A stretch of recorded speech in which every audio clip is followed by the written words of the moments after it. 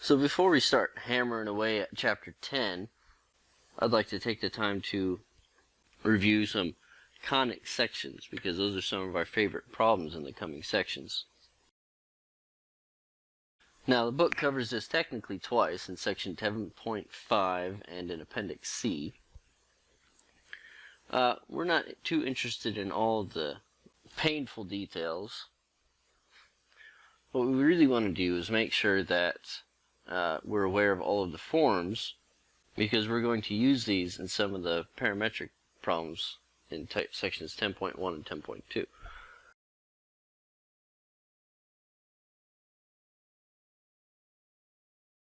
So, as we probably remember from pre-calculus, conic sections are the resulting curves if I take a plane and I intersect it with a cone.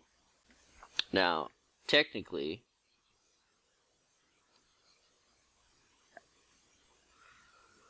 we're talking about a double cone, so that if I intersect a plane right here in the middle, I end up with getting just a point. But if I were to intersect a plane up here, perpendicular to the axis of the cone, I'd actually end up with a circle.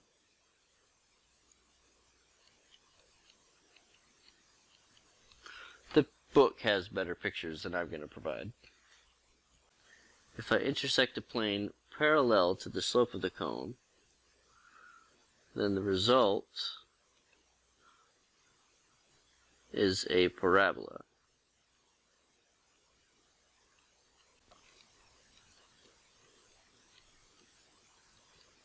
And if I intersect it just a little bit tilted next to the circle here, that's when I get an ellipse.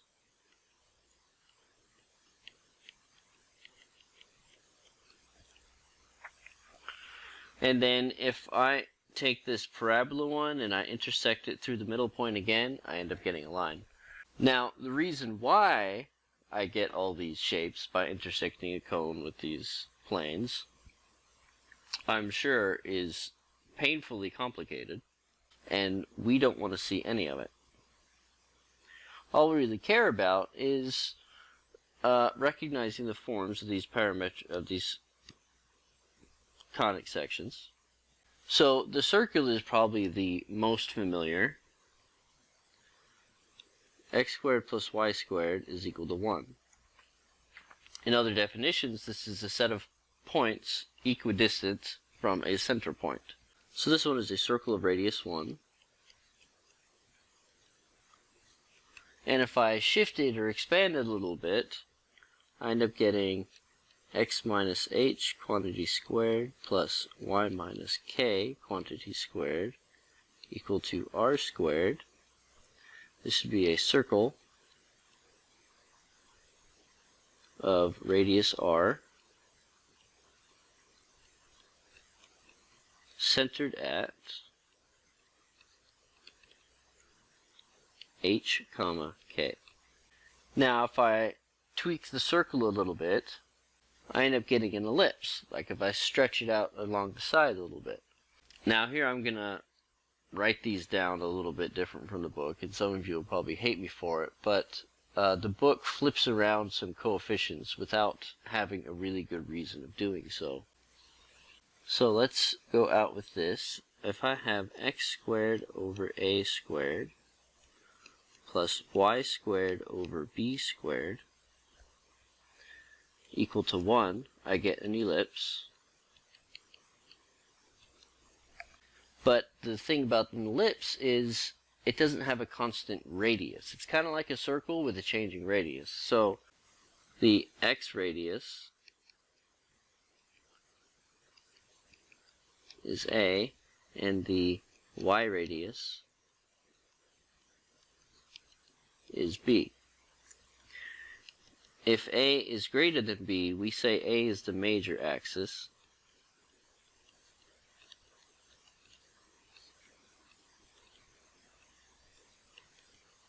and B is the minor axis.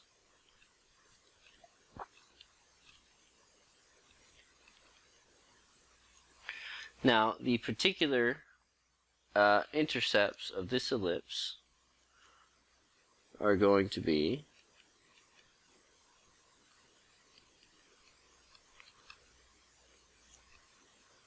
negative a comma 0, a comma 0, 0 comma negative b, and 0 comma b.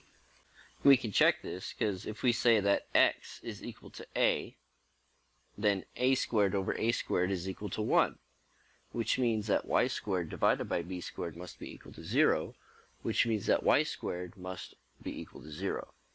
So a and negative a are my x-intercepts, and b and negative b are my y-intercepts for a similar reason. And just like I had for the circle, if I throw in an h and a k here, x minus h quantity squared over a squared plus y minus k quantity squared over b squared equals 1, then this is going to have a center at h comma k.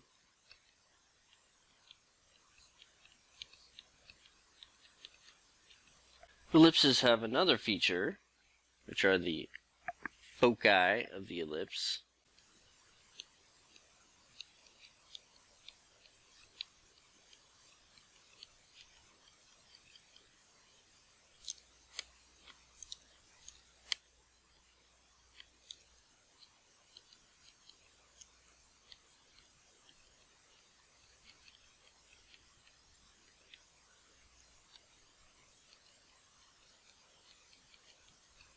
Now, the function of the foci is, if you were to say, attach a string from each focus to a point on the ellipse, then you could use that string to trace out the entire ellipse.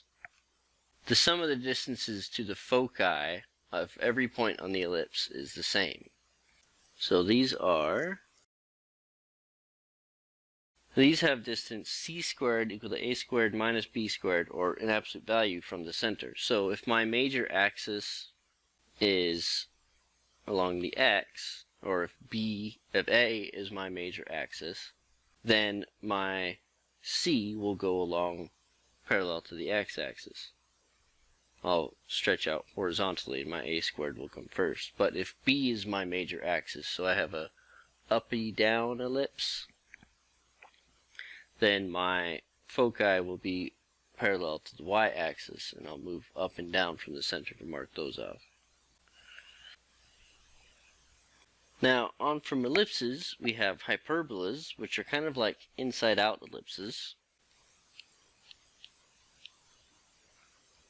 And these occur if I have a change in sign for one of the terms, not a equals 1. So I said inside out, but what happens for this one specifically is it's broken along the y-axis. Here we'll notice that only x, or only y, is allowed to be 0.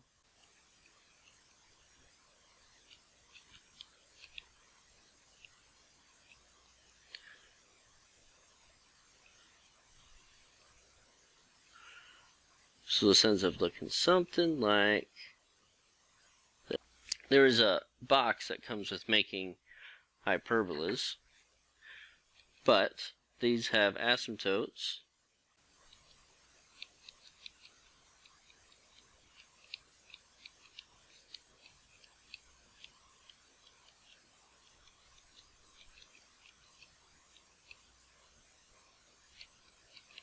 Y equal to plus or minus b over a times x. And it has foci just like ellipses do, but since they're inside out, they work a little bit different.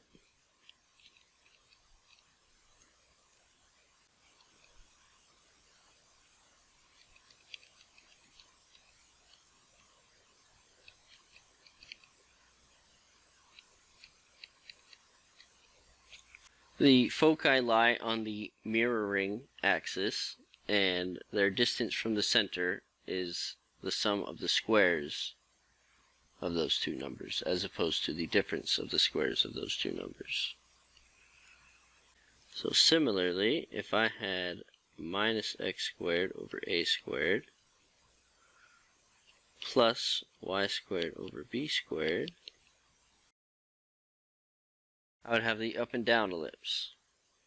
We'll notice though that even though I changed the order of this, or the signs of the terms, it has the same asymptotes, but the foci have switched to be along the y-axis instead of on the x-axis.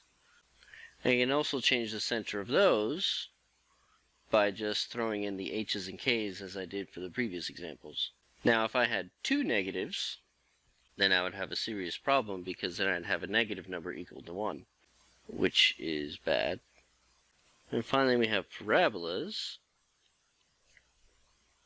We're familiar with this representation with the completed square form, a times x minus h quantity squared plus k.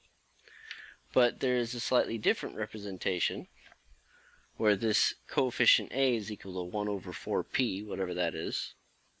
So y is equal to x minus h quantity squared over 4p plus k, or 4p times y minus k is equal to x minus h quantity squared. Now what this p represents is, well, either the focus or the directrix, depending on which direction you want to go, up or down. Or if I have a sideways parabola, this would be 4p times x minus h equal to y minus k quantity squared. So what this means is p is the distance from the vertex to the focus, or from the focus, no, from the vertex to the focus, or from the focus to the directrix. Now the focus has some particular value for parabolas, because anything coming into the parabola bounces off, and the angle it makes directs everything towards the focus, which is why it's used for satellite dishes and such things. Now the directrix is a line below the parabola, or across the parabola from the focus, such that any point on the directrix, the vertical distance from the directrix to the parabola is equal to the distance to the focus from the same intersection point, which is a thing. I don't know off the top of my head what we can use it for, but I do know that the focus is particularly important for such things as flashlights, parabolic deflectors.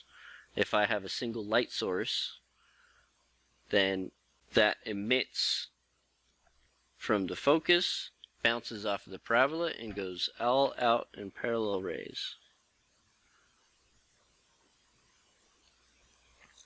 which is kind of cool. So there aren't really going to be any examples for this video. All we really care about, mostly for the coming topics, is that if I have a sum of things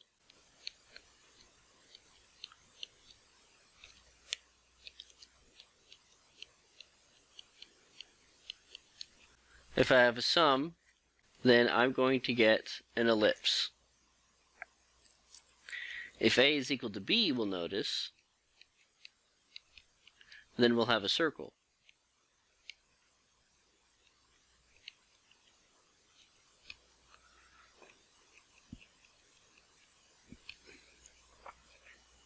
Whoops, these are squared. If the sign in front of one of these terms is negative, then we'll have a hyperbola.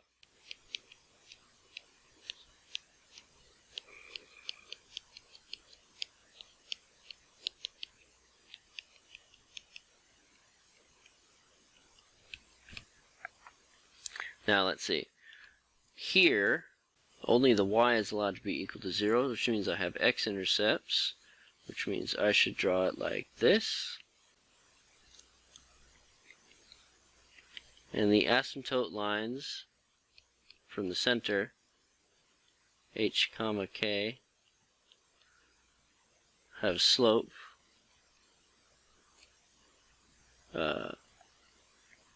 b over a.